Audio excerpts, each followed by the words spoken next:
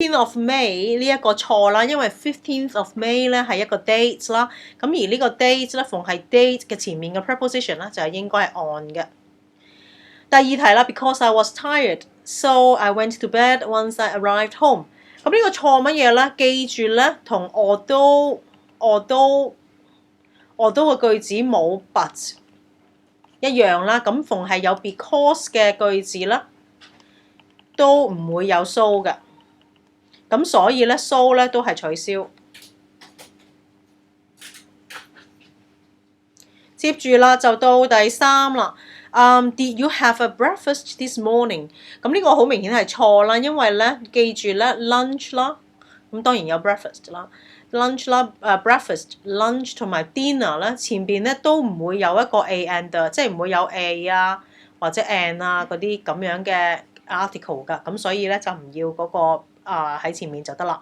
Did you have breakfast this morning？Every mornings I have breakfast before going to school。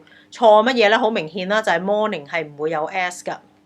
點解咧？因為咧 morning 咧，因為 morning 係因為 every 後邊咧係一定要加一個單數嘅名詞。Every morning，every boy。咁 every 後邊咧就唔會係加一個有 s 嘅名詞嘅。第五題啦 ，He said tomorrow was his birthday。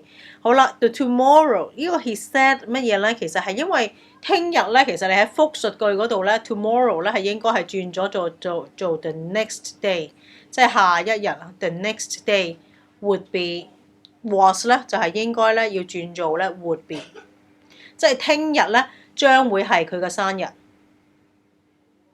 第六啦 ，I had a look to the fish。To see if it is fresh， 咁應該係 a look 唔會 to 啦 ，look to 咧 ，look up to 咧就好 admire。OK，look up to 咧就係等於 admire， 即係好欣賞。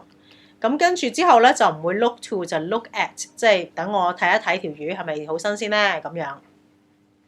第七啦 ，I have got a lot of homeworks to do, so I will not play with you。錯乜嘢咧？因為呢個 homework 咧係數唔到嘅名詞嚟㗎，homework 係永遠都唔會有 s 㗎。咁等同啦，其實 housework 都係永遠都係冇 s 啦呢個字。work 都唔會有 s 啦，除非有啲特別嘅情況，例如好似 masterpiece 咁樣。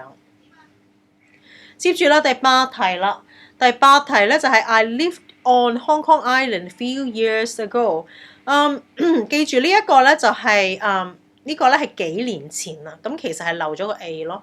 I lived on Hong Kong Island a few years ago。第九 ，I made up my mind by not listening to her anymore。呢個錯乜嘢咧？係應該 I made up my mind not to listen， 應該係咧唔係 by not， 係應該係 not to listen。OK， 因為咧。點解咧？就係咧，I made up my mind to do something， 即係英文咧係 I made up my mind 咧，係本身係要 to 嘅，即係譬如 to do homework as soon as possible 咁樣。咁平時就 to 嘅，咁如果假如係唔做咧，就會係 not to， 咁你會加個 not 喺個 to 前邊，就唔會有個咩 mind make up my mind listening 係錯嘅。基本上 made up my mind make up my mind 後邊咧係一定係加 to infinitive。第十句啦 ，I spent 4 hours to play computer games。錯乜嘢咧？就係 I spent 4 hours。I spent 4 hours 係乜嘢啊 ？Playing。呢個咧係關乎嗰個嘅呢一個 spend 呢個字。其實後邊咧係一定要加一個 gerund 嘅。I spend time doing something.